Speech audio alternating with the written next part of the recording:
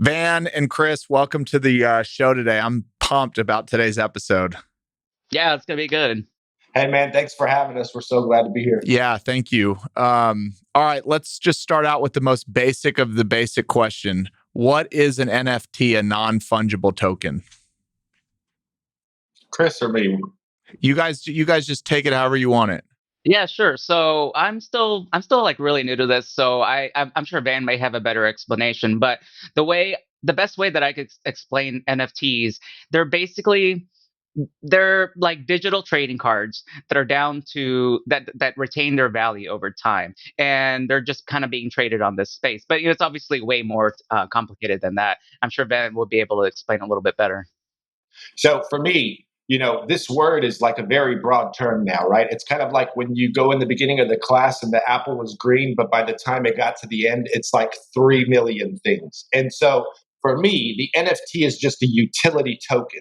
It's something that's a vehicle to attach to something else to take you other places. Right now, the best use case that I can find for myself to where I can wrap my head around it is with digital art. And the reason why is because since Thanksgiving, I've been researching this topic. I've been noticing how people are dumping thousands of dollars into it. And I couldn't believe that it was just for the imagery. And it's not. It's for the fact that you have a utility that's allowing you to grab a digital asset. And the best use case right now happens to be art and artists. As we evolve, we will find more use cases. But the fact that everybody's trying to rush into this whole madness and trying to sort it all, it's not going to work like that. And that's why you have people getting pulled different directions, But yes, as of right now, kids in the video games, they've been collecting NFTs their whole life. Parents need to check their kids' wallet. I mean, they've been collecting NFTs, they're digital assets. All we are doing now is providing a use case for adults to fall in love with this. How did y'all even get in? Like, how did you get into this? You said this started for you in November, Chris. I don't know when you got into it, but it seems like the whole world is just now hearing it. When I hear that, it means the early adopters have probably been doing this for a couple years now leading into this. But how did this become part of y'all's lives?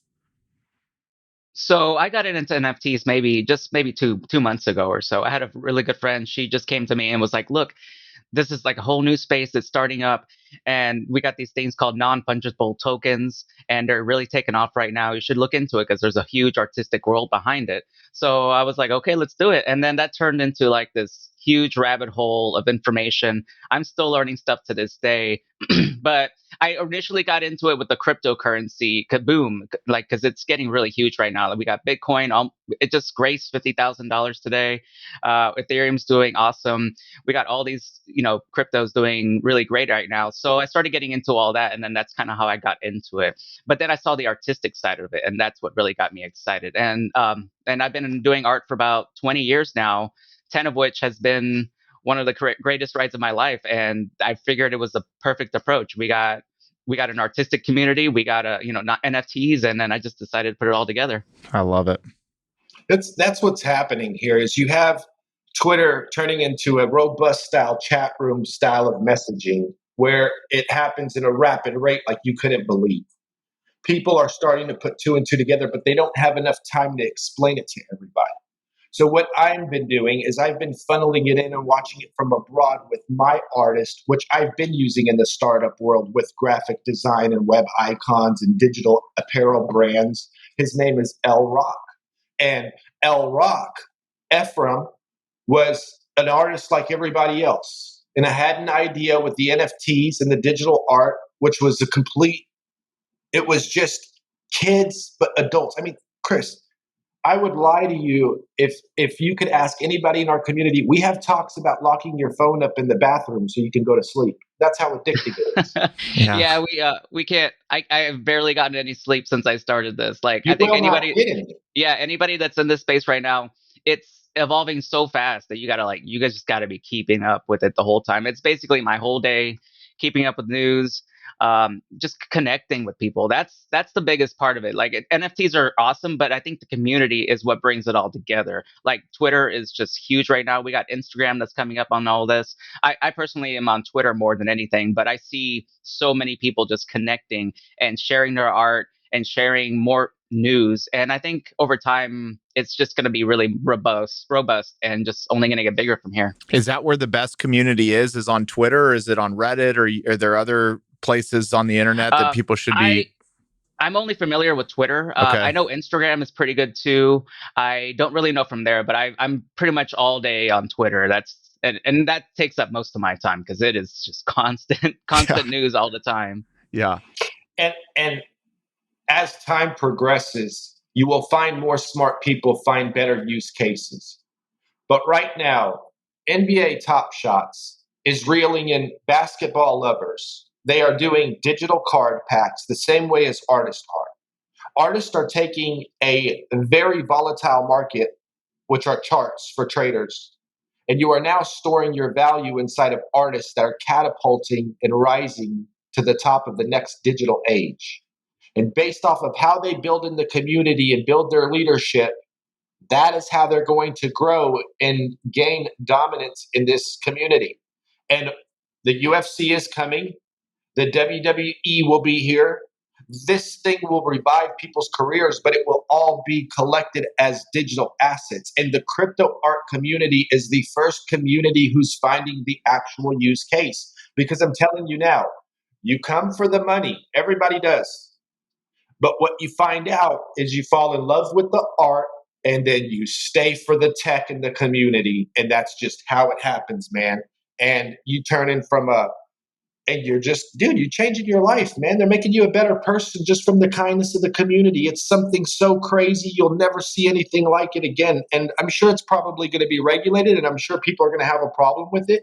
But until then, this is what decentralized Web3 and everything that you have heard about, this is what it is. Go ahead. And so does the NFT have to be only for digital assets, or could you put an NFT on like the Mona Lisa, a real painting, and confirm that that is the real painting? Is it only for digital assets, or is it for physical assets too? It can be for both, and actually, it's turning into a music thing too. We got Euler Beats that's coming up really big on all that. But back to your Mona Lisa thing, yeah, the owner, the museums of the Mona Lisa could totally just take a picture of it, digitally scan it, and turn it into an NFT, and it could definitely live on this space. And what's cool about it is that it's tied to the owner, so we will always know the original creator of the NFT. Think about this, Chris. When you watch something like a Pawn Stars, they're always calling in those historians or those professionals to come analyze certain pieces of art, right? And based off of that human decision, which has a lot of flaw and error in it, I don't care how good your eye is, you leave room for something called counterfeit. When you introduce something like an NFT in the blockchain and you get that digital stamp on the blockchain, which is transparent for everybody to see because it's public domain, right? And you have that timestamp date and you have that wallet, and then you come in that community and you verify it with my network and all these other networks, and you splinter off in the digital world. There's no such thing as a counterfeit anymore. There's no such thing as stolen property anymore. There's no such thing as seeing the art heist in the museum anymore, because you have the original code. So let me ask you this question. I'm going to try and add, this is where I get like, I'm still learning this. And then we're going to talk about Chris's recent sales, but let's just say you have this piece of digital art and it's the NFT and you can verify that that's the original piece of digital art. Well, the way that digital works, it's like a meme. It's like anybody can have the meme on their phone. If everybody has a screenshot of that piece of art, is it really that valuable? Like you can't mass distribute the Mona Lisa, but you can mass distribute like a piece of digital art. This is where my head explodes. What makes the one so valuable if everybody can have it virtually for free? Well, my understanding of it is yeah, you could totally take Nyan Cat, put it on your phone. You can take the Mona Lisa. You got to explain that after what NCAT is. Keep going, but I want to hear that. Yeah, of course. Yeah, you can take a photo of a really popular meme and save it on your phone and say you own it. And in a way, you do have a piece of it. But with NFTs, like I said a few minutes ago, it actually ties to the owner, and so it validates that very specific piece. So let's say you take your photo of your cat, you turn it into an NFT. Everybody will know that this is your photo, you're the owner, and you have you have the full control over this one particular piece. Other people, they just share it. They just get to enjoy the photo as well. But only one person, or honestly, NFTs can also be multiple owners. They can be shared, but yeah, like so. But normally, it's like a one-on-one piece, and you can know exactly who the owner is So if I once an buy NFT is made. what's in Cat? Nyan Cat. So Nyan Cat's kind of it's like a big project that I've been doing for about 10 years now. It's basically a cat with a breakfast pastry body that flies through space with rainbows coming out of it.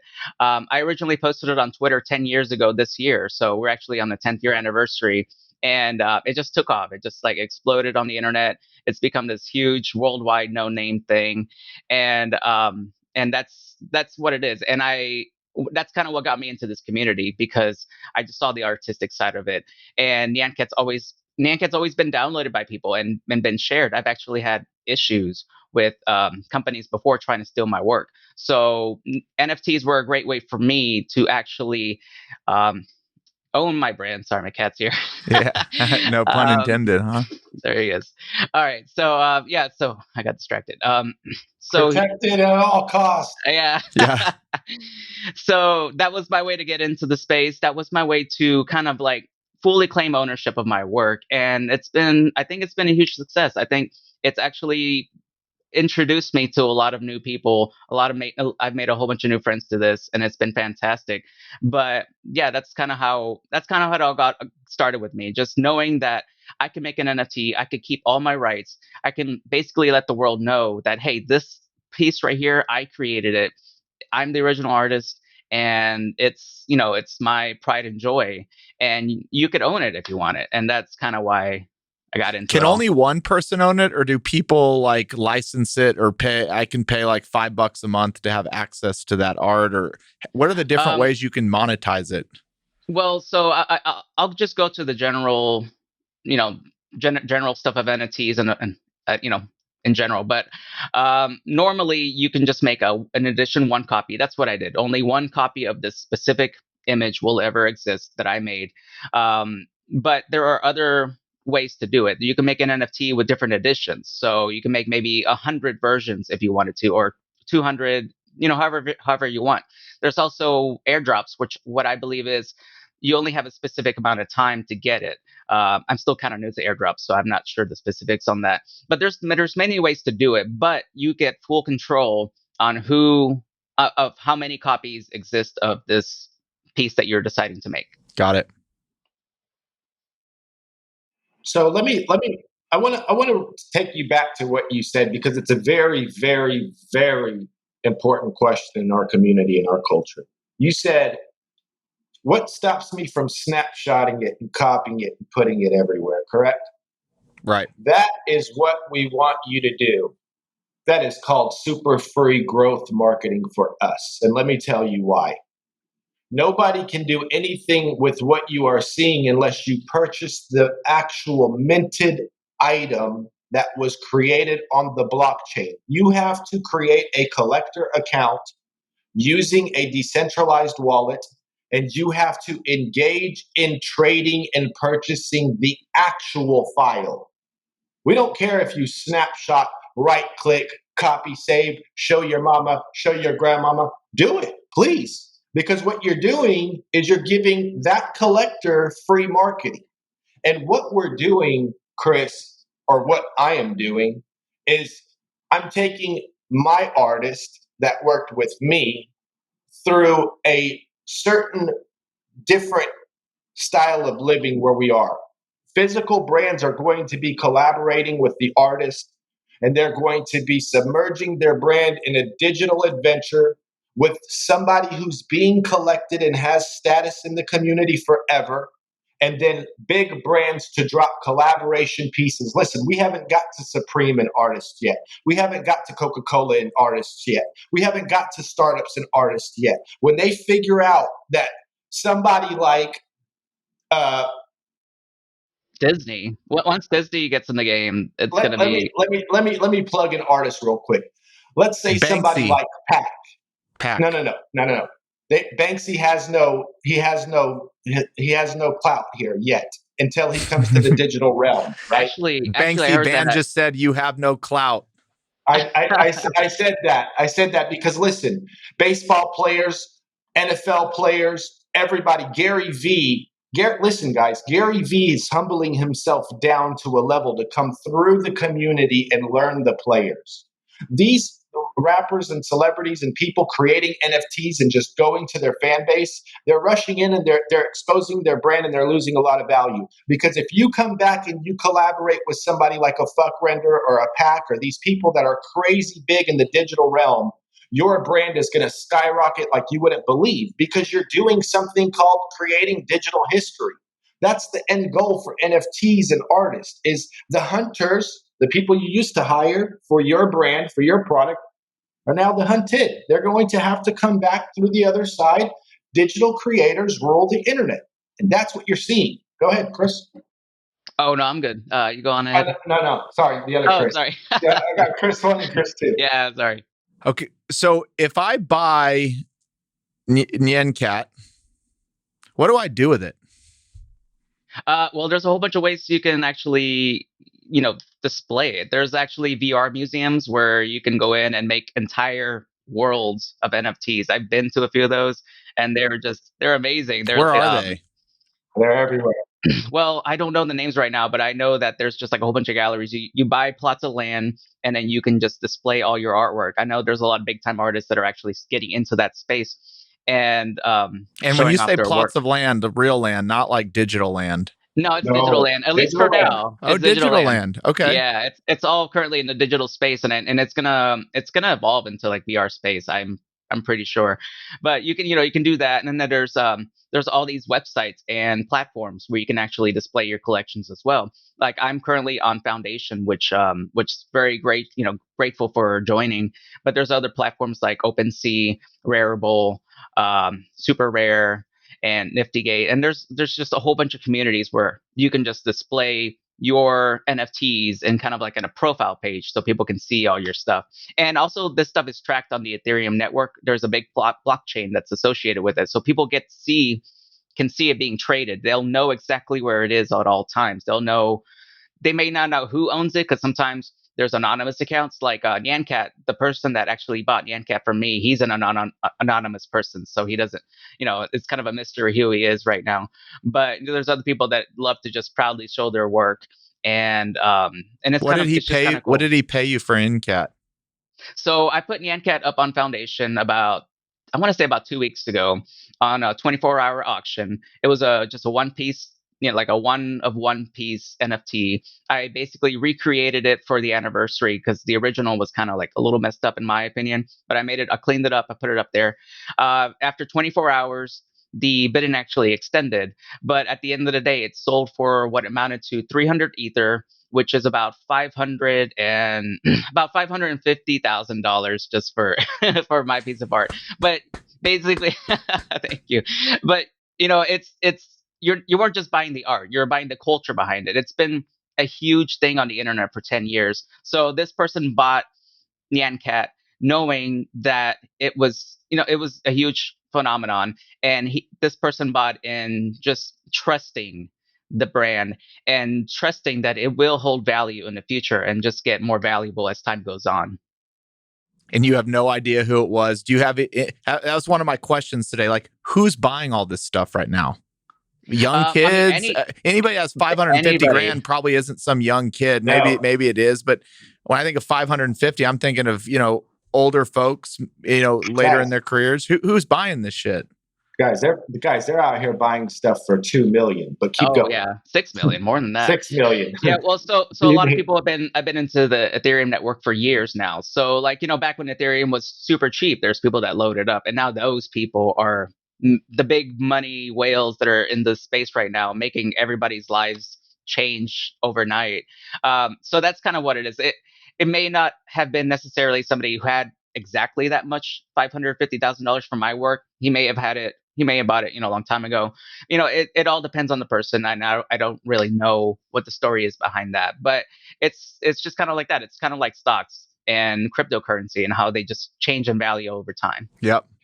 Basically, the same thing you were doing when you were a kid when you were valuing football cards and you were valuing your comics that had the same type of value we have, what you're seeing, Chris, is you're seeing smart people who are scooping up and birthing who is who in a community based off of leadership, based off of style, and they're birthing the value and, in a sense, scooping digital gold. Most of these players are venture capitalists. Most of these players are vice presidents at different companies.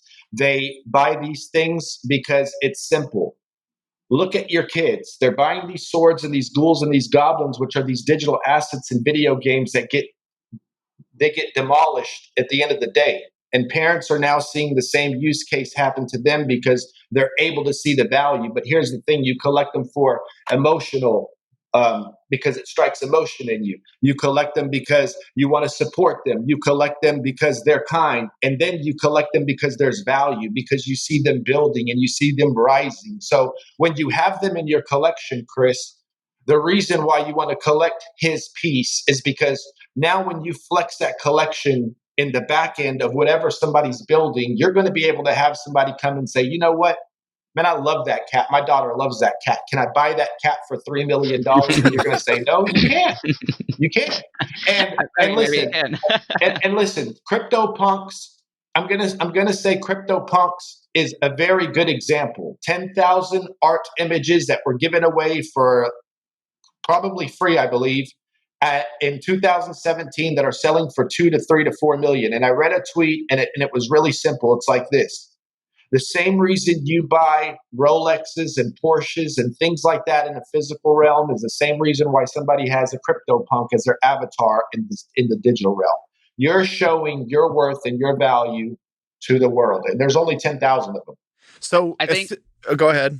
Oh, no, I was going to say, I think the important thing that most people don't wrap their heads around is that the pieces do retain value. Yeah, like somebody bought Nyan Cat for $550,000, but he could hold on to it for a few years and then resell it again for millions. I have a perfect example of this. So Beeple right now, he's one of the top NFT artists right now.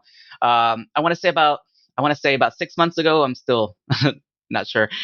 Somebody bought a piece from him for about what amounted to $600,000. And I just heard that recently they were able to sell it for several $1 million. I want to say $6 million.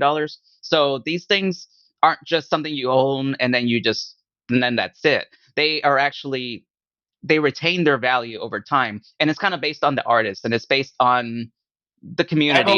Evolution of the artist. It's kind of like the stock market. You know, you believe in it, it goes up. You don't believe it, it goes down. So obviously, you know, pieces can rise in value, pieces can go down in value.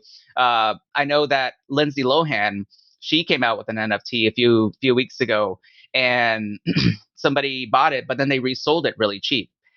So it just goes up and down. The value will always change, but it'll be held. And the reason why they did that was because she came at the community all incorrect, came for a cash grab, and people aren't trying to see those things. Listen, you have to come in through the culture. You have to know the players.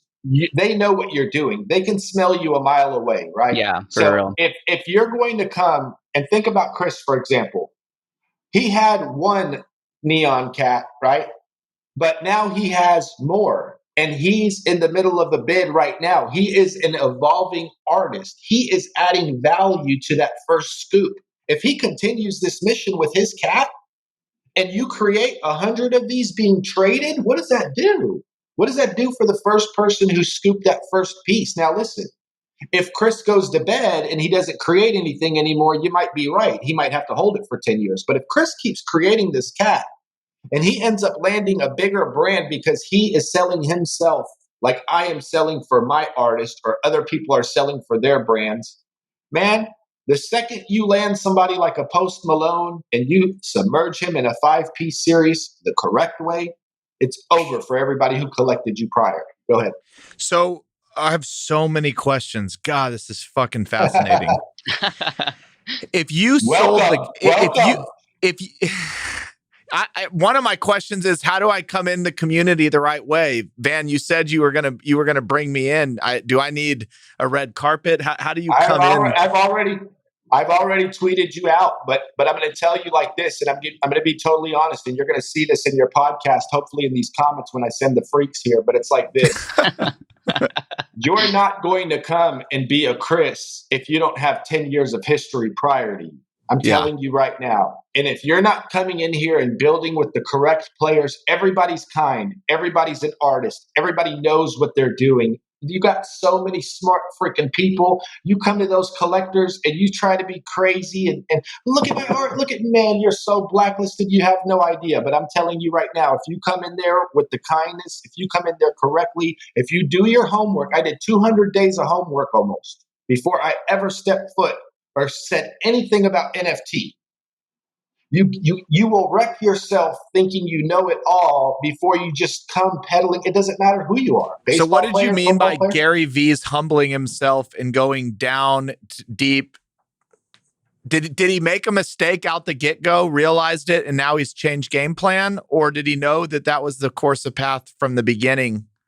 He is such a smart guy in the tech world that he understood. When I say he humbled, I'm saying this, and I'm plugging him right now. Gary V doesn't have to do join clubhouses with artists. Gary V doesn't have to come and humble himself down. The reason why is because he is a trader at heart. He is a collector at heart. He's not coming to make crazy accusations and assumptions and create a Gary V gift that's walking down the aisle to make a cash grab. He could if he wanted to, but he's not, because he's smart enough to know that there's something so much larger at play. And it's the same reason why I created a community media platform and sink all my time into it and have sold out to everything I know. Because listen, I want in, but I want in the right way. I want to learn about you. I want to know about you. I want to support you. I want my artists to support you. I want you to support my artists. I want this to be for real, because if everybody is for real, Chris, then we have something brand new. But if you're out here shortcutting and you're out here jumping people and you're out here botting people, man, come on. We're all on the internet. You think we don't know what's going on? Yeah. Get real. Is there a leader of this community? Like in Bitcoin, it's Shitoshi, this, guy that nobody knows. Is there somebody like that in the NFT world? The best artists are the leaders in our community. So it's lots of people. Yeah, I don't think there's like a one person that as a leader. I think it's just a lot of people spreading their voices around, and like leadership. Like with leadership. NFT freaks over here, we got. He's constantly on here every day, just every hour I see tweets just come in, and then they're always so passionate. Like, this passion is real. I'm not even like, I see it all the time. That's why I saw him and I was like, I need to talk to this guy. But I want to add one thing real quick. Sorry to cut y'all off. I just want to say this is my first time on this stuff, and I'm like, look, man, I'm telling you right now, man. If you come just experience it for a little bit, and the collectors of the space who spend the money are the leaders. The artists in here who are making that money, they're the leaders.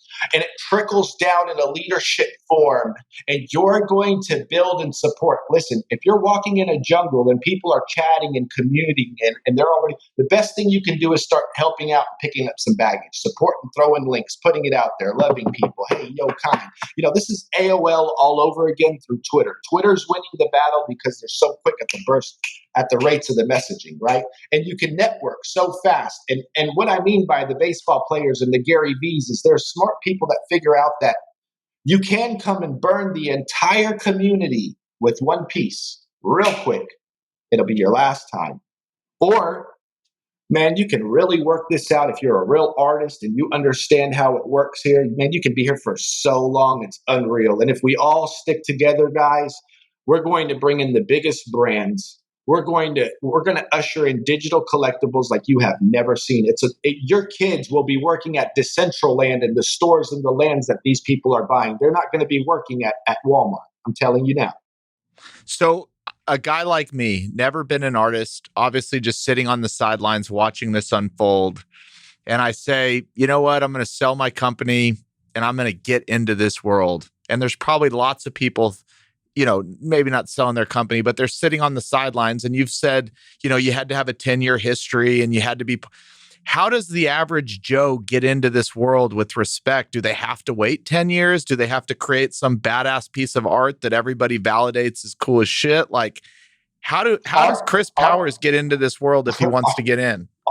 Art is always going to get you through the door, but you have to pay attention where the art drops are when it's time to show your art. It's a mannerism thing. You don't overstep anybody. You have so many chances in this community to help, to be seen, but you have to do it the right way. And you know what happens? I'm going to tell you something. There's artists who understand, again, what's at play by doing their homework. They feed you their art slowly, which is their craft that they're so in love with and what they represent and want people to collect. But then at the same time, they show you how they build and support, you know? And for instance, I came with my artist and we came with 5 pieces.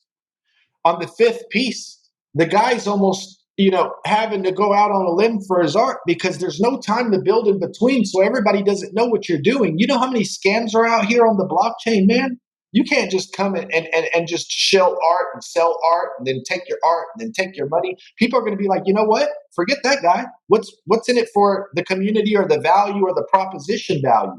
And it's a slow paced race. You come in, you find the players, you like them. It's digital flirtation. That's the best way I can do it, man. You don't go meet anybody the first night and just take them home and you ram. No. You have dinner, you date a little bit, then you slide in the DM. I mean, it's just simple manners. You wine them and dine them. Yeah. No. I mean, funny. if you're legitimately for real, you don't have any type of hidden agendas, and they can be seen online. Chris, you're a VC or an investor, right? Are you telling me you don't see crazy people who are like, check my deck, let me see your email, let me see? Come on, man. There's a way to get to me, right? For sure. When you kept saying my artist, you're not the artist. You're like an agent for an artist. I came with an artist who didn't understand what was at play, but he's great at art, right? But give me 1 second. Hold on. That's fine. So I want to go back to the whole like normal Joe entering the space sort of thing. Yep. So I'm still new to it, so I can kind of share my experience with it. Okay. I know my it's a little unique what I got going on, but what I've seen is, just first of all, jump in, check out. At least with me, like I go on Twitter all the time and I check out the NFT hashtag. I just connect with people. I talk to people. People message me. I message back. Stay respectful. Try to stay kind. Obviously, don't jump into things that you're not sure of, but everybody will see if you connect with them. If you retweet their stuff, they will be so grateful because you can just totally make their days. Like I've totally retweeted stuff and then stuff gets bids instantly. And those are just, normal artists. They don't really have a loud voice. I've been very lucky to have the base that I have. So like I'll put something out and then within minutes somebody gets a bid and then they're like, thank you so much. Like I totally have been sitting on this, and it just feels good to do that kind of stuff. But just don't try to blast into the space thinking that you're going to make $1 million right away. It's a slow and steady climb where you have to network, you have to talk to people, you have to get followers, you have to put yourself out there basically. And that's kind of how this community is slowly being built up right now. All the people are just still getting their place in the ground. And it's just kind of an evolving process at this moment. Let me just go back to explain this because this is a big deal too for probably people thinking this. I come from Ephraim L. Rock is an established artist on Instagram for independent comics, game titles, and tons of other apparels and brands. I've been selling and managing his work for years in the startup realm. This guy is an artist who doesn't understand what's at play here. This guy is hovering over every single message, every single connection. Our WhatsApp threads go for freaking ages. You are changing this guy's life. The only difference is he doesn't have the social know-how to build everything and run the algorithms and do what he needs to do to be seen. And I suggest anybody who's making enough money in this game, they better start getting a creative team, because how are you going to separate your next drops, your next creative vision for the next person's?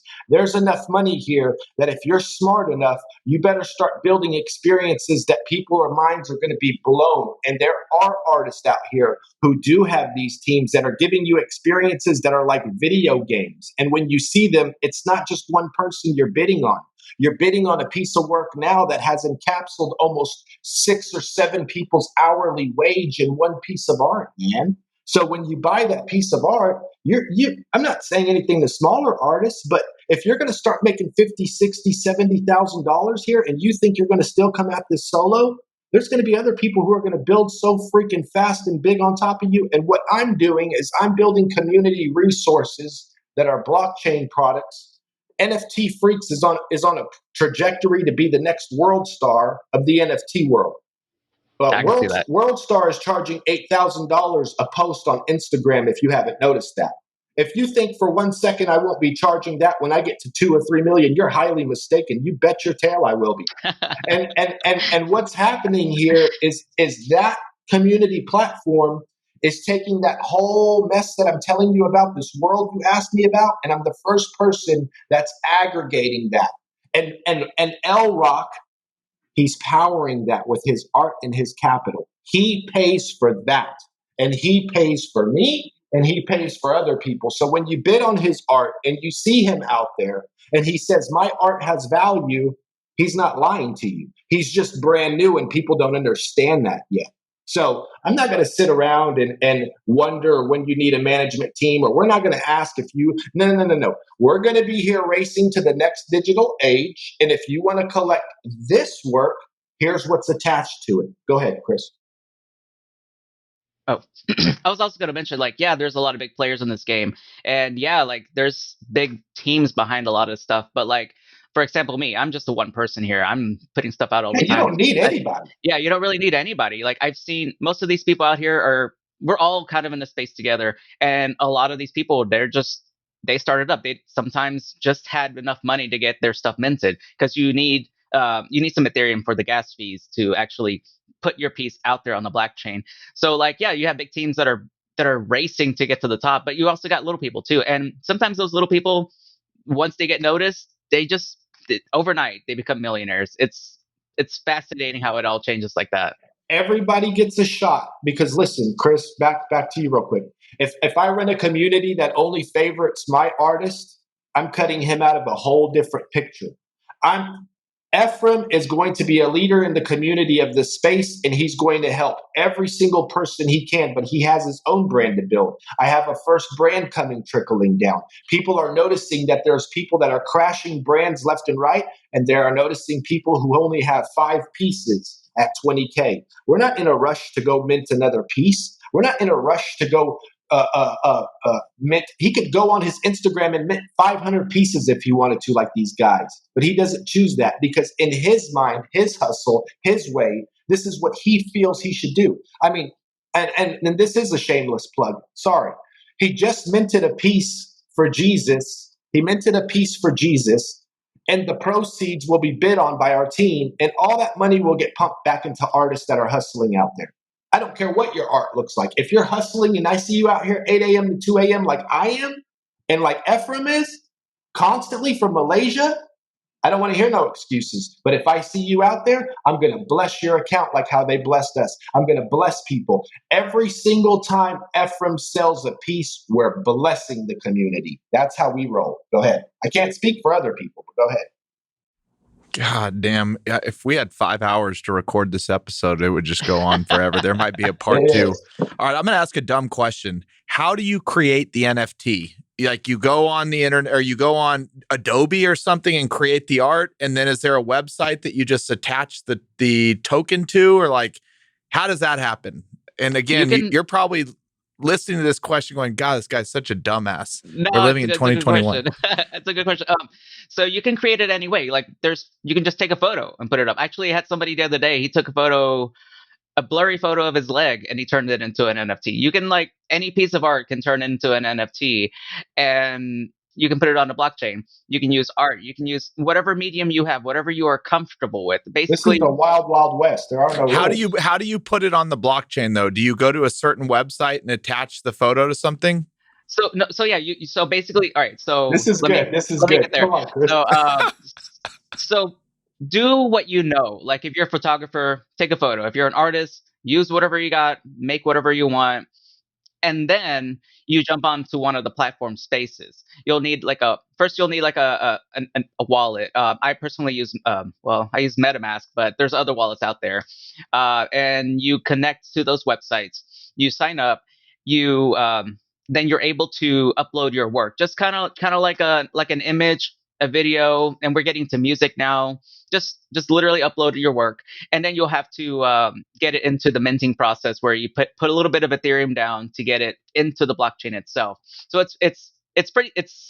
it's really confusing at first, but once you get your first piece minted, it just makes sense after that. It's just a lot of words that sound really confusing at the end of the day. But yeah, go ahead. Sorry, real quick. There are no rules. It's the wild, wild west. It's the blockchain. That's what everybody loves about it. Yes, it's dangerous. Yes, you can get fished. Yes, you can do a bunch of crazy stuff. Be careful. But let me tell you this. You get invited to the marketplaces because established artists who have great art are going to be accepted first. People who have hustle, people who have brands, people who are coming with the fire and the fuel and can prove that, just like a pitch deck in your email, they are going to get on those marketplaces first. That is why this world is so interested right now, because all you have is badass art. And if you can't get accepted to those marketplaces, because there are packed up for 6,000 applications, because everybody in America is running, there are open places that are going to be harder. They're going to be from the bottom of the mud. But listen, man, if you have kindness, if you have hustle, and if you have freaking art, you're going to make it, man. I can't tell you how long those three take for you. It could be your art tonight. It could be your hustle tomorrow. It could be your support next week. But if you add those three and put that time behind that labor, you're going to get those bids and you're going to get your art sold. But if you think for 1 second you're going to mint a piece, and that's earlier what I was saying about Chris. Chris didn't have to do that because one of his leverage for his hustle was 10 years of prior history. So it was easier, But there are people who don't have that leverage. They're not going to. You can't get mad at Chris for that. That's just him and his life. If you come and mint Babe Ruth's baseball, you're allowed to, brother. You got that. So my thing is everybody has their own hustle. There are no rules. And if you make it look fabulous and you get people interested, you're going to get a bid and you're going to sell. But if you think you're just going to run circles and just, here's my art, here's my art, here's my art, here's my art. Dang, nobody's buying me. Oh man, what the F? I can't do this. And then I look at your tweets and the time span's 27 minutes. Get the hell out of here, dude. There's people out here who can't even sleep for months. Oh yeah, I haven't gone. Ever since I got in this space, I've only slept maybe like 20 hours. Dude, that's unbelievable. Okay, you sold the cat. If Yes. I buy the cat from you, can I tell you, hey, dude, you can't ever make another iteration of that cat again. I now own the cat. Or do you have to sell it under the conditions of, you own this cat, but I can make 100 iterations of it going forward? Like what, from my perspective, keeps things to where I don't buy something for 600 grand and then you go make the same thing the next day and sell it again? All right. So that's a really complicated but good question. So, all right. So I'm going to go back to my example with Nyan Cat, and NFTs in general. So NFTs, you actually get to keep the copyrights. So you get to keep all the rights unless you specifically state in the contract or whatever you do that you are giving some rights away. So with my art, I actually am retaining all the rights. I can still keep making stuff if I want to. However, I just know how collectibles work. I've been collecting Pokemon cards. I've been collecting Beanie Babies. Like I know how this works. And if you put too much stuff out there, it totally destroys the value. So whenever I made Nyan Cat, it was basically a promise. This is the only version of the original piece that's ever going to exist. Like I based it on my original video, which has currently 186 million views. And when I put it out there, I was like, this is the only version of this one that I might use. I might use it in future works, but it will never look like the original. I will always keep the value separated. I'll make sure that the original retains its uniqueness, and from there on, I do have other characters that I do plan on releasing in the future, but they're all going to be vastly different. You're going to be able to look at both of them and go, okay, these are two different characters, and a lot of people are doing that. Like they're getting into the collectible games. Like I know Torky Pepe, this person makes Pepe's it's like a frog character with a big butt and it's twerking the whole time, and it's basically the same character, but he'll like he'll change it up. He'll put a hat on it. He'll add different features, different colors, and then you can differentiate and then collect them, and then people trade them around. And that's what a lot of people are doing with collectibles. We got the CryptoPunks, which are basically like a little pixel face of a character, but they have different features, and those features have different rarities and different values. And that's where people really, really get into collecting. Just the fact that everything stays unique, and and it's tied to you. And when you own it, you can know that this is your piece, that you own this piece. Nobody else can own it unless you sell it.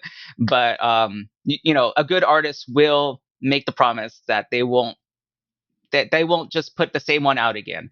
And that's where the value goes. If I was to make another one right now, if I was to drop a second identical Nyan Cat, I don't think I would ever be able to show my face in this Yeah, your again. reputation would get I destroyed. would That just be makes gone. sense. Yeah.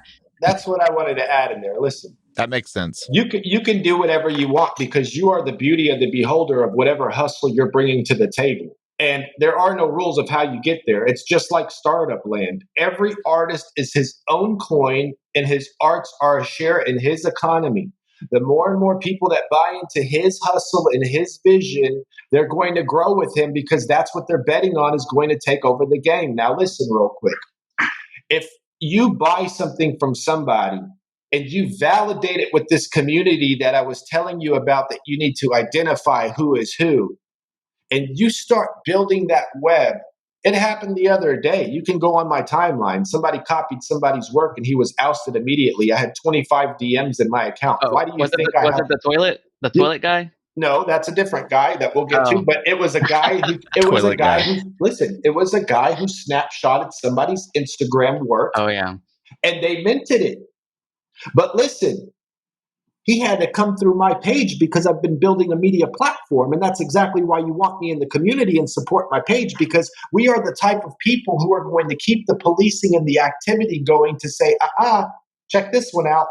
This guy's a fraud and he tried to fraud the game. And guess what? Like Chris said, you'll never be able to show your face, your wallet, or your brand again. And last but not least, celebrities are doing that. They're doing that by minting a bunch of NFTs because the word is cool and they're not understanding the collectible value. They rush in, grab a quick buck from their fan base with something that looks enormously ugly as hell, and they lose out on value because they never went and teamed up with freaking Fuckrender or Murat Pak or these other people that are freaking superstars. We got a 16-year-old kid, Chris, 16 years old, if I'm not mistaken. His name is Justin.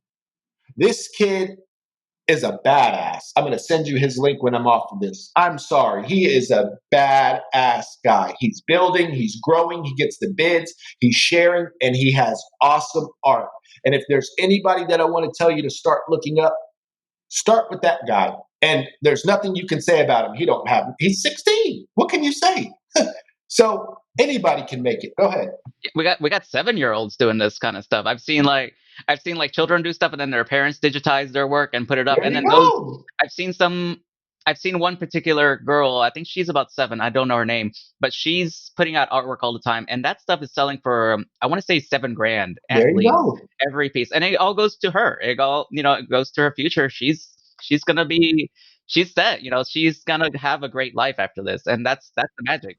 Do you have to display the art somewhere? Like, is anybody buying this shit and just like hiding it and never showing the world again? Like, would somebody buy NCAT and be like, hey, I'm not going to show the world this for 3 years? Or do you kind of have to display it to help build the momentum? You want to display it. I mean, I know you want to. I'm just saying, what happens if you don't? I mean, if you don't, go ahead, Chris. Oh no, you could the person that bought my art, I have no idea who he is, and I haven't seen it displayed anywhere. So that's kind of a good example there. Somebody kind of put it. You can actually put NFTs in cold wallets in a way and store them for later, and it's kind of like, it's basically cryptocurrency kind of in a way. You're storing it in the vault, and whenever you decide to release it later, you can totally do that. And that's kind of what happened with my art, and that's still really cool. And why I'm asking is, a lot of people buy expensive art in the real world and just put it in their house and nobody ever sees it, but they're willing to pay a fortune for it. Does that exist in the NFT world where it's like, look, I'm going to pay you $600,000, but I don't want anybody else to see it again. I'm just going to look at it all day on my own. That totally exists in this world. I've seen it happen. But again, it depends on the person, depends on the artist. You could totally display it anywhere. You can display it on a website if you want. Usually, whenever you buy an NFT, it's automatically added to your profile that's on the platform. So, like if you were to use Foundation, which is where I'm selling my artwork now. That's like a eBay marketplace for selling NFTs, Yeah, Foundation? kind of like that. Yeah, basically, whenever you get on Foundation and put a piece up, you list the reserve price. So let's say you list it for one Ethereum, which is currently $1,600. I haven't checked this morning, but you put it up there. Somebody makes a bid. It starts a timer, and then that timer goes on for 24 hours, and then everybody gets to see it, and everybody gets to bid on it, and whoever wins, they get to own the piece. And then when they own the piece, it goes to their profile, and then you can actually visit their profile because every transaction on this website is tracked. Every bid, you can see every profile that's ever bidded. So like, not everything you do can be seen by everybody else. But people can take art and put it into cold storage and release it later. I don't really know the specifics about that, but I know it. I know it has been done, and it just depends on who's buying and depends on the collector and how they want to show their work. I know a lot of big time collectors like to store their stuff, and then they have plans on doing something with it later. So it's very very mixed out there. So real quick, you don't want to hide this really, because the whole point is you're spending cars and houses on digital imagery, but you're wanting to showcase the whole entire thing. You're part of the puzzle to make this stuff work when you collect, okay? Because you're going to have a success story with the people that you've put your risk into, and they're going to be the ones that you're going to be able to see, like the 16-year-old kid or 17-year-old ferocious who just hit Forbes magazine, guys. I mean, that's a big deal for everybody who collected him and believed in him when he first joined Twitter as a 16-year-old kid trying to make art. This stuff is for real. When you get your collectors, you're gathering investors. These artists are out here. I don't care what anybody says. I'm right here telling you. These artists are out here creating Kickstarter campaigns to free themselves from the bondage of technology companies. That's what they're doing.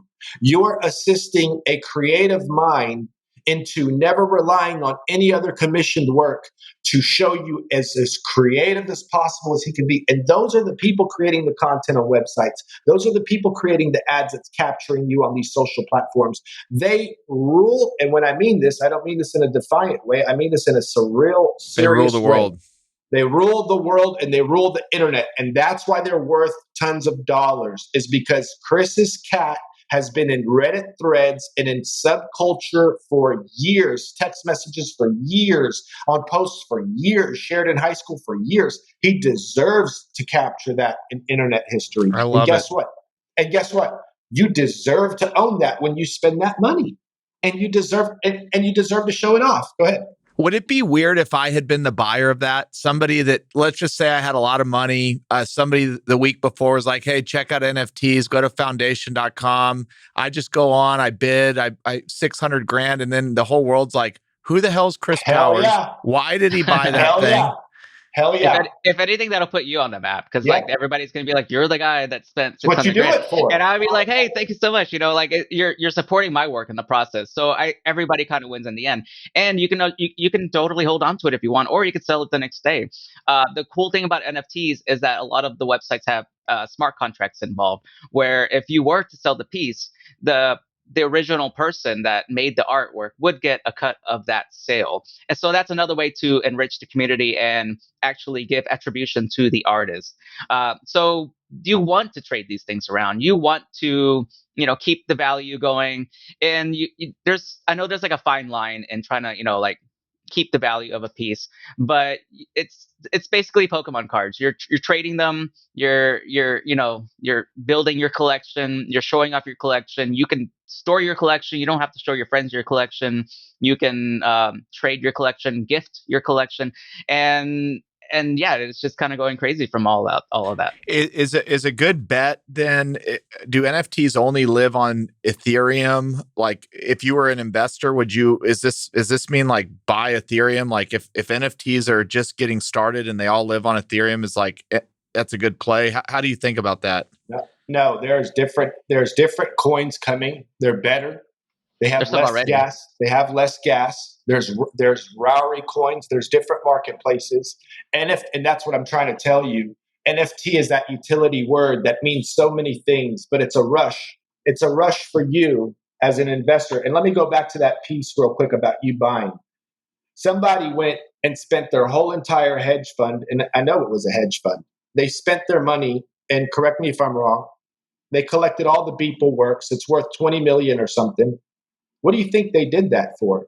They got interviewed by every single media company. They got interviewed by all that clout, all the social following. All that is what you're paying for, man. You're able to show this as a symbol, and your startup gains traction instantly if you're smart. Let me ask you this. We haven't even discussed this yet, but this is how far I am in this.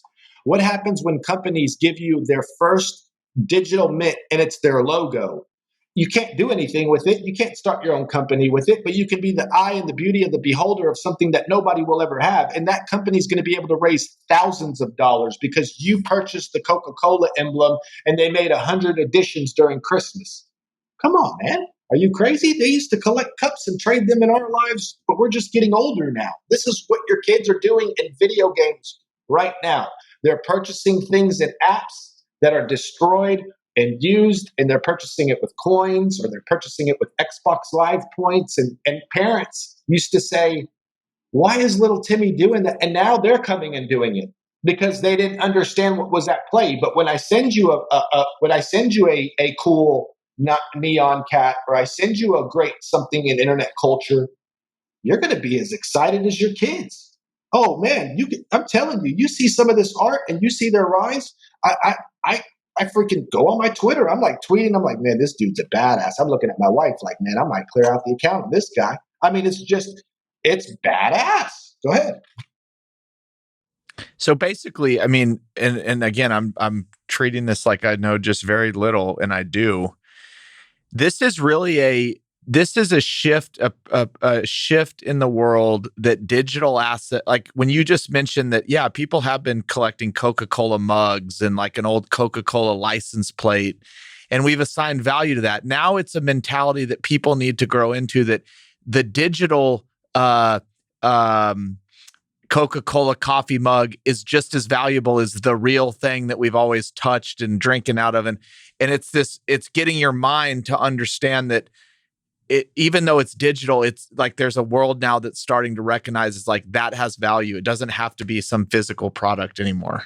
I want to ask you one simple question to everybody here. And I'm sorry, I just keep cutting everybody off, but it's the homework. Listen, everybody says, why would this be worth anything? Why would this be worth anything? Well, let me ask you a quick question. Send me your credentials to your Twitter and Instagram and Facebook. Why not? What's it worth to you? It's just a digital ball, but it's worth something to you. You just don't understand that. And you can go to celebrity accounts like Kim Kardashian right now and tell her, let me get your Instagram. It's fake. All it is just imagery, but she's built it up to a value and a class from her brand, that there's something behind that. It doesn't cost anything to post on Twitter. It doesn't cost anything to post on Instagram. Those are free products. But how come the same people that ask us about these images value these free tools? Go ahead. So 50 years from now, we're going to be old, but medicine's going to be great and health's going to be great. So we're going to live to be 300, so we won't be that old. But could we turn this podcast episode into an NFT when people are like, it's like an old book. It's like, look at these guys talking about NFTs like in the early days, and we're 50 years down the road. Do I have to put this episode out on Spotify for the world to hear? Or could I turn it into an NFT and make people pay me to stream this kind of like, assume it's just like that old history book that people love to collect and own. But these type of podcasts could become those things. This is the early days of NFT, and 50 years from now, when kids are, going around, they're going to go back and go, look at those guys, talking about NFTs when it was first getting started. Aren't they crazy? Like, could this become an NFT? Anything can.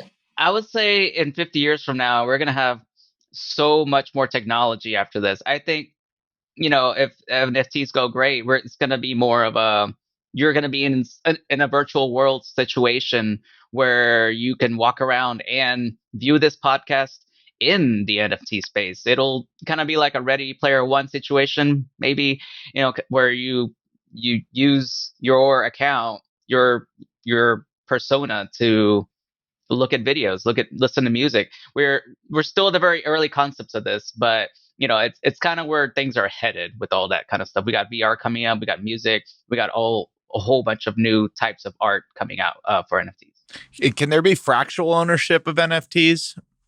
I think so. I mean, honestly, and it depends on the artist, and it just kind of depends on how they decide to release it. I know there's teams involved. Actually, I'm doing some collaborations right now, and I'm actually going to be working with Turkey Pepe and this awesome girl named Christy Glass who makes Pixel Cats, and we're going to be working together. And I would say, we're going to share all of the success from that. So, and the people that buy it, they can totally have their own shares if they wanted to, and yeah.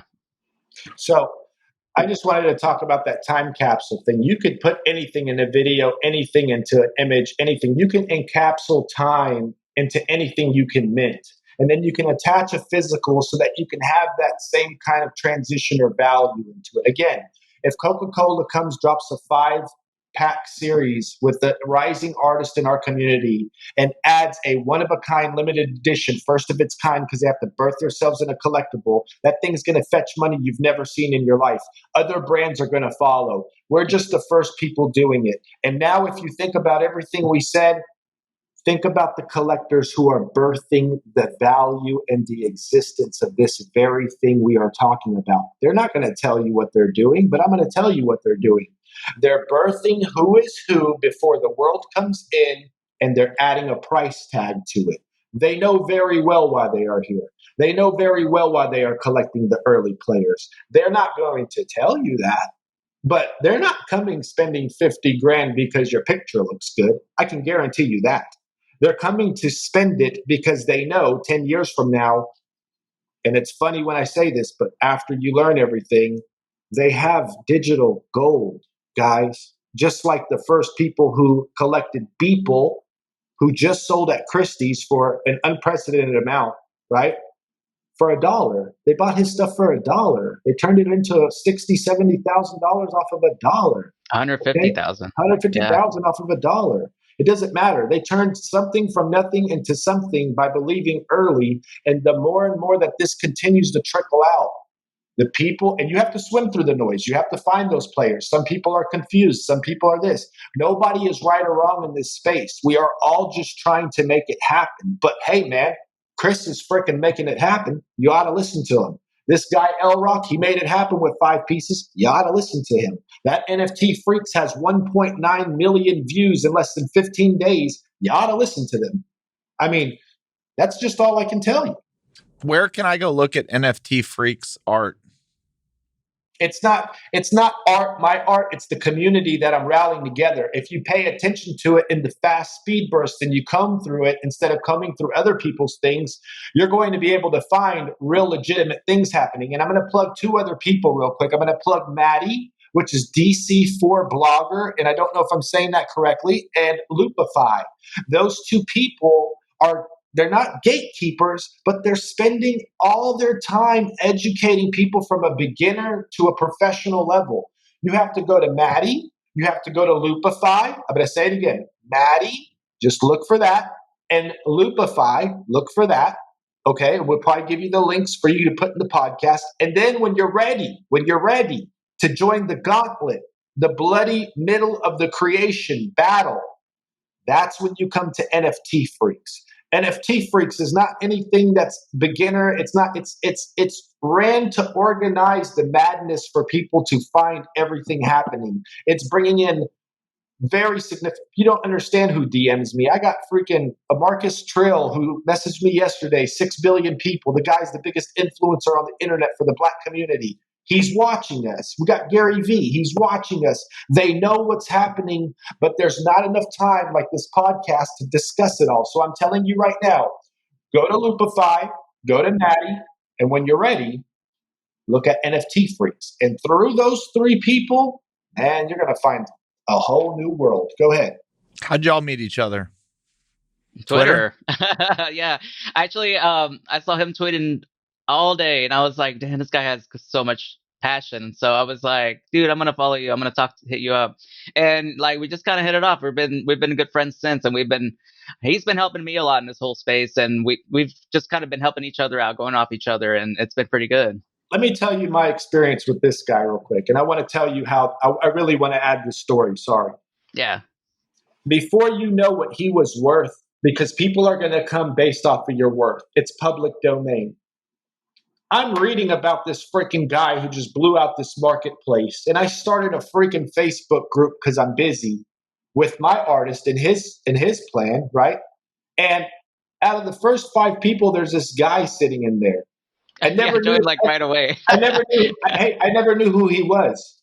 He respected me. I respected him from the get go. From the get go. Then I found out his value and his worth. So in this game, that's very detrimental because you don't know who's with you for your sales, and you don't know who's with you because they actually love you or like your movement or like what you have going on. I guarantee you, and I don't want to speak for Chris, but there's hundreds of people who try to run into him and try to swindle him and try to get him to collab and do all this. Man, that guy's got a brand, man.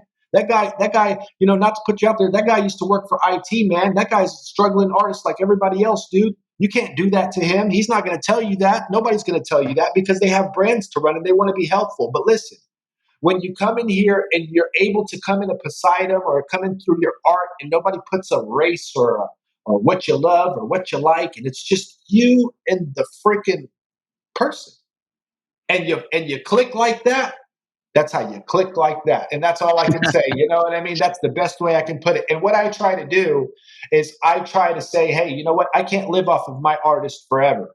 I can always be part of his creative vision, but I'm never going to take from L Rock. I'm always just going to enable him. And when I enable him, I'm going to enable Chris. And when I enable Chris, I'm going to enable them. And I'm smart enough, guys, that I'm going to build my own products and resources and marketplaces and things like that. I don't need to have artists and things like that. I don't need to be in it for another cause. It's such a new discovery. You could build a new way to save gas tomorrow and be a millionaire. Why would I care about selling art? It has nothing to do with me. It's just for a friend of mine that had a dream who freaking deserves it. Go ahead. Chris, why are you doing this? To get your art to the world and for everybody to see your talents and to help other creators? Like what drives you to lead this movement? You're at the top of what's quickly becoming known as like the next big thing, and you're uniquely happen to be in Dallas, Texas, which all good things come from Texas. But what's driving you, man? Man, so I've been mostly into memes my whole life. Even like back in '95 when I first got on AOL, I've been all over internet culture and memes like that. And growing up, well, once my work started getting big, once Nyan Cat started getting big, I started getting a whole bunch of companies coming to me and they're like, "Hey, come work with us. Here, sign this contract." Then I read the contract and I see that they want all the rights. They will take all the rights from me if I sign this contract. And of course I said no. But during all my time in this internet world space, I've seen a lot of artists lose their art that way. I've seen so many people. Like I saw one guy that lost his entire rights to a big company and they made millions without him. And it sucks. And I hate seeing that. I've always been very artist driven and it sucks to see good people just lose out like that. So I came into the space primarily because I'm trying to represent memes in a way. I've actually got a whole bunch of memes that have messaged me ever since this blew up. So I know I have a lot of influence on that kind of stuff.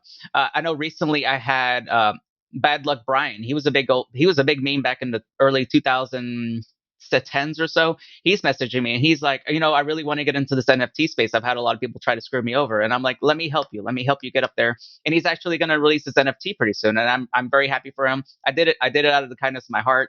I know today I got the kitty cat dance guy from 2006. He was a big. Hang on, my cat's back and he's being he does whatever he wants.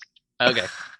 Um, he's a big icon that from the early days of the internet, and he's also like, I've got a lot of people trying to screw me over, and I'm like, let me help you, let me get you on there.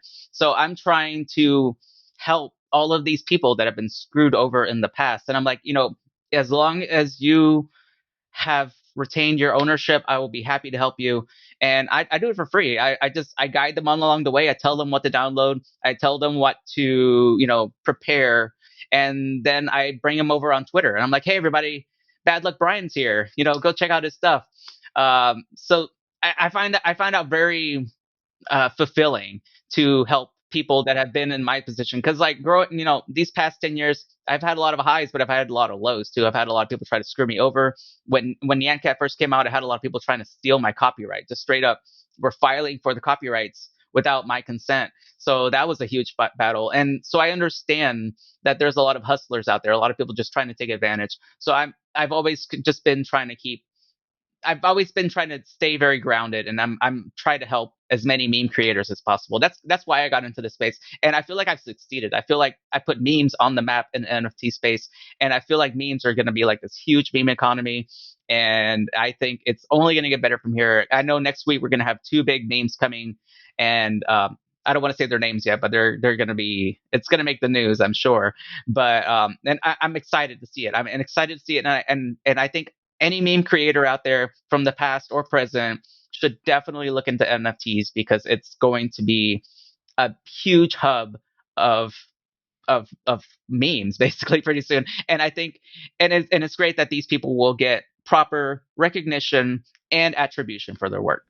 When you say that 2 are coming out next week, because of your stature in the community, do you get to like preview them and like hear about them and see them kind of, or is it something you're creating? Well, everybody has their different approach. I am just kind of like leading them to that. I'm like, hey, get this ready, do this. And then I let them go. I'm like, this is your work. I'm going to respect that entirely. I'm not making any money off of this. He doesn't make any money, but he makes value because his collectors collecting him prior, Chris. And sorry to cut that off, but I wanted to help him out because it's like this. While he's doing that for free, he is doing it for free. But all his collectors see that his web of strength and leadership makes his next piece worth that much more. And so what you're doing is you're bidding behind these horses that are kind, they're going to support. But if you put your money into dead people, and what I mean by dead people, I mean people that are in it for themselves, people that, like you said, may burn 100. That's your homework. That's not nobody else's fault. But if you come and you see Chris, and like Chris is telling you how he does, and you can see this happening, you can see him on podcasts, you can see him talking and helping people. That stuff is not just free. It's building a web of value through the community and for his collectors and his namesake. And that's why people get to invest in Chris and Nyan Cat. Yeah, I'm calling it the meme economy because like I know that memes are always huge. Everybody knows all these memes, and I think once they get on the space, everybody's going to look to memes and be like, look, these memes have all this value. And then we can all work together to make ourselves more enriched in all of this. All right. We have a couple more minutes, and damn it, we're going to do a part 2 of this. Now, I've learned enough now to know what part 2 is going to be about. But if I just gave you all each like a couple more minutes to say like, there's a lot of people that are going to listen to this, especially kind of in my world, that are literally probably haven't even heard the word NFT yet. What should people be leaving with and thinking about? How can they go get smarter and educated on this? Like, if you have 2 minutes to kind of make the case, what's going on in your head? In my head, first of all, prepare not to get any sleep because there's gonna be a lot of that. But second, if you're an artist and you believe in your work, if you trust yourself, if you know that you have the potential, get on this space.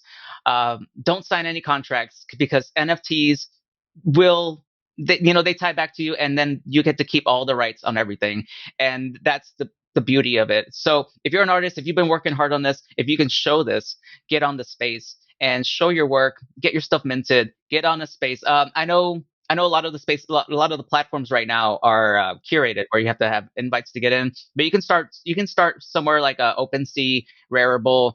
I'm sure there's other places out there, and those places you can get in right away and start minting your work, and just start building yourself, start building your audience, start showing the world who you are. I'm on Twitter all day. I just post photos of my cat because my cat is my life over here, and that's all I do. But people love that. People love that kind of stuff. Everybody's different. Everybody's got their own unique ways of going about it. But just put your stuff out there. Don't get stuck in the should I or should I not? I don't know if I'm good enough. Just do it. You won't know until you do it. And I've seen a lot of people succeed, not knowing anything about what's going on overnight. They have bids of thousands of dollars and it just changes their lives entirely. So just get in on this space. It's still brand new. We are all in this on the ground floor and everything is still being established. So, just get artistic, make it fun, make it weird, make it something that'll make you $1 million and just have fun along the process. And that's my mantra. That's how I've been, my headspace in this whole thing. What was that last question before I got interrupted by tips? The question was just the question was, we are going to do a part 2 of this, and today my mind is spinning, but I just said, because we're running into the final minutes of the episode, just give me your kind of 2 minutes of what you want people to take from today, the industry, because a lot of my community and a lot of the people listening to this know nothing about what's going on. Obviously, if they've made it this far in the episode, they probably do. But Van, give us like your final words.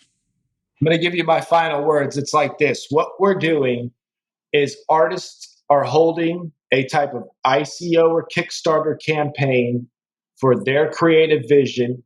They are their own director, creator of their entire show, and their entire show is on display in certain marketplaces.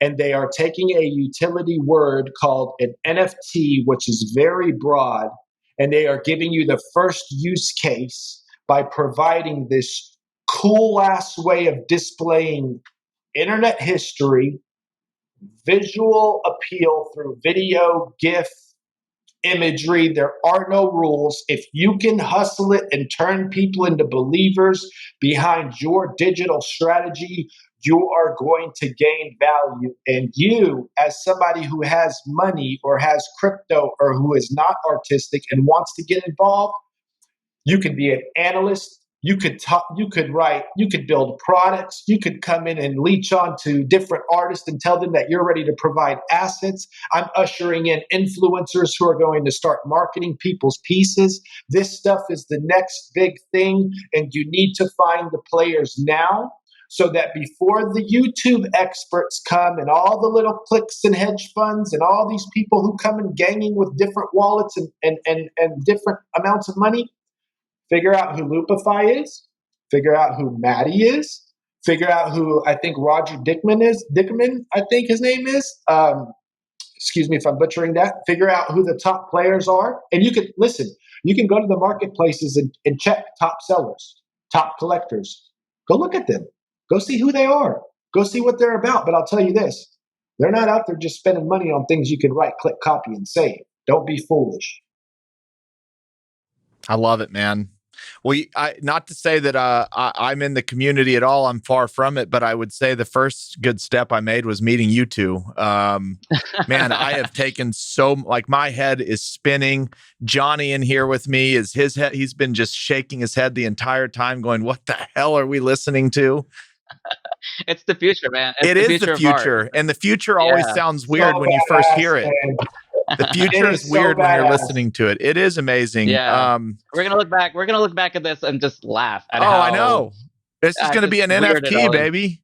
I want to say one last thing because it is the birth of my vocal and my visual and everything that I've been doing homework on. I want to say one thing. What? Every single one of these artists and every single one of these creators, they know what it's like to have always been labeled as the creative help, including me.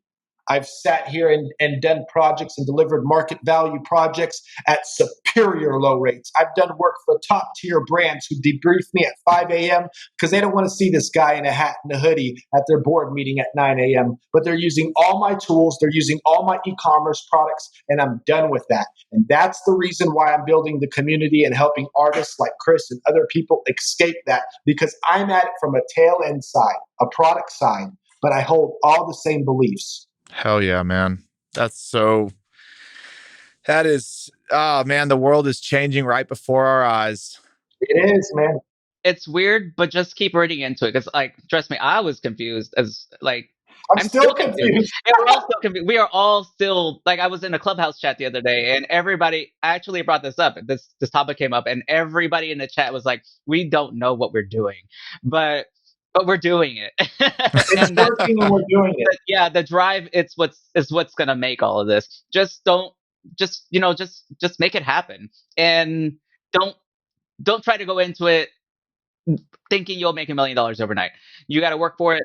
But if people will notice, the community will notice. They will definitely spot out any fakes. And if you can prove that you have what Passion. it takes, passion. Yes, if you prove that, you got what it takes. And I've seen a lot of people really succeed in this space because of it. It's just like anything in life, man. You got to put in the work if you want the outcome. And it's no different here. My mom and dad would be here making art. I would go right now and have Rock spin up some art for my mom and dad, and I'd put them in the marketplace. It doesn't work like that. It just doesn't work like that. If it did, we would all be here. But if you come and you identify and you really work hard, what you're going to see is you're going to see some super powerful artists with some super big ass brands. All right, guys. You guys blew my mind today. I want to thank you again so much. This was incredible. And I'm serious. I look forward to engaging with y'all more on Twitter and learning more from y'all. I'm just fascinated. And thank you again for what you did today. You really opened my eyes.